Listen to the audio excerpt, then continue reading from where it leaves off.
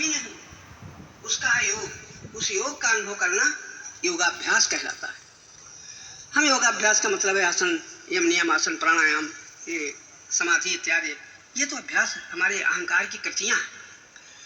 योग का अभ्यास जो है निरंतर योग है, उसकी स्मृति का बार बार स्मरण करना अभ्यास कहा जाएगा, योगाभ्यास। संयोगाभ्यास तो रहता है बचपन से, जहां मेरा कहा था संयोगाभ्यास। अब मेरा कुछ नहीं याद आता, अब योगाभ्यास चल रहा है। जब मेरा कुछ नहीं याद आता तो जो बचा है वो सत्य है, वो सत्य अखंड है, अनंत है, अभी है, यही है, सदा से है, उसकी याद आना, ये योगाभ्यास है। योगाभ्यास का अर्थ बहुत कम सुनने में आता है, आप भी आज सुन रहे हो। संयोगाभ्यास तो बहुत सुन चुके हो, योगाभ्यास भी बहुत चुके हो, आसन प्राणायाम, इसको आप लोग योगाभ्यास मानते हो।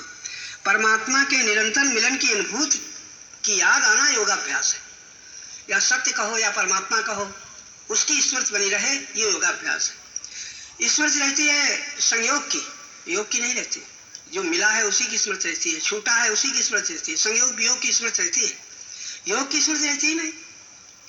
योग का स्मरण करने वाला योगाभ्यासी कहा जाएगा। योग का स्मरण करने के लिए जो विनाशी है उसको देखना, उसके संयोग को देखना, उससे संयोग से मिलने वाले प्रतीत होने वाले सुख दुख को देखना, और देख करके विरक्त हो जाना। विरक्त होने पर योग का अभ्यास शुरू होता है, और थोड़े दिन में वो योगाभ्यास हो जाता है। योगाभ्यास का मतलब है जो निरंतर है, वो अपने से भिन्न नहीं मालूम होता, निरंतर अपने ही साथ है, हम उसके साथ हैं, हम उसमें ही हैं, उसके ही हैं। ये योगाभ्यास का परिणाम है।